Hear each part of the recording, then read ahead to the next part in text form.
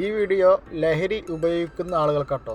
സൗദിയിൽ ലഹരി ഉപയോഗിക്കുന്ന ആരെങ്കിലും ഉണ്ടെങ്കിൽ അവർക്ക് ഈ മെസ്സേജ് എത്തിച്ചു കൊടുക്കുക. അതുപോലെ സൗദിയിൽ നിന്ന് നാട്ടിലേക്ക് പോയ ആളുകളുണ്ടാവും, ലീവിന് പോയ ആളുകൾ, അവർക്കും ഇത് എത്തിച്ചു കൊടുക്കുക. കാരണം എന്താ വെച്ചാൽ ഇപ്പോൾ നല്ല പുടുത്താണ്. പണ്ട് എന്ന് പറഞ്ഞാൽ ചെക്ക് പോസ്റ്റിലൊക്കെ ആയിരുന്നു ചെക്ക് എഴുതിയിരുന്നത്. ഇതേമാതിരി വണ്ടിയിൽ നോക്കിയിട്ട് ഇങ്ങനെ മാത്രം ചെക്കലുള്ളൂ. ഇപ്പം അങ്ങനല്ല. ഇപ്പോൾ ആളെ പിടിച്ചിട്ട് അവരെ മൂത്രം അതേമാതിരി എന്തെല്ലാം ചെക്ക് ചെയ്യാൻ പറ്റണം അതൊക്കെ ഇപ്പോൾ ഇവർ ചെക്ക് ചെയ്യുന്നുണ്ട്. അങ്ങനെ ഏതെങ്കിലും ചെക്ക് ചെയ്തിട്ട് എന്തെങ്കിലും കണ്ടു കഴിഞ്ഞാൽ നല്ല കർശനമായിട്ടുള്ള നടപടി ഇപ്പോൾ പറ്റി എടുക്കുന്നുണ്ട്. അപ്പോൾ പരമാവധി ശ്രദ്ധിക്കുക.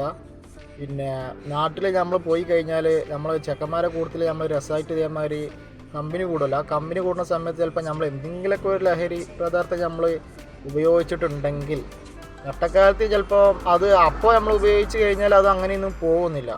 6 മാസത്തെ നമ്മളെ ബ്ലഡിൽ നിന്ന് അത് പോകില്ല. 6 മാസം വരെ അത് നിൽക്കുമെന്നാണ് പറഞ്ഞേക്കുന്നത്. അപ്പോൾ അങ്ങനെ സമയത്ത് നമ്മൾ 2-3 മാസം ലീവ് കഴിഞ്ഞാണ്ട് നമ്മൾ വീണ്ടും നമ്മൾ തിരിച്ച് സൗദിക്ക് തന്നെ വരുന്ന സമയത്ത് കട്ടക്കാലത്ത് നമ്മളിവിടെ പുറത്തിറങ്ങുന്ന സമയത്ത് ഇവർ ചെക്ക് ചെയ്യുന്ന സമയത്ത് ഞാൻ കണ്ടു കഴിഞ്ഞാൽ 8ൻ്റെ പണി കിട്ടും. 8ൻ്റെ പണി എന്ന് പറഞ്ഞാൽ 8ൻ്റെ പണി കിട്ടും. പരമാവധി ശ്രദ്ധിക്കുക. നാട്ടിൽ പോകേണ്ട ആളുകളാണെങ്കിൽ പോലും ഇത് ഉപയോഗിക്കാതെ നിൽക്കുക.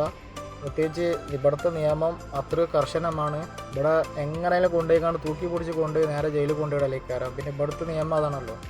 അപ്പോൾ അതുകൊണ്ട് ഏത് രാജ്യത്തിന് പോയാലും ആ രാജ്യത്തിനൊരു നിയമം ഉണ്ടാവും. ആ രാജ്യത്തിൻ്റെ നിയമം അനുസരിച്ച് നമുക്ക് ജീവിക്കേണ്ടി വരും. അപ്പോൾ അതൊക്കെ ശ്രദ്ധിക്കുക.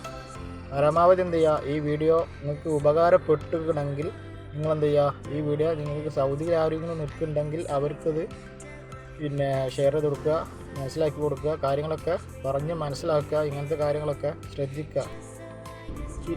അതുപോലെ തന്നെ ഒരു ഇമ്പോർട്ടൻ്റ് കാര്യമുണ്ട്.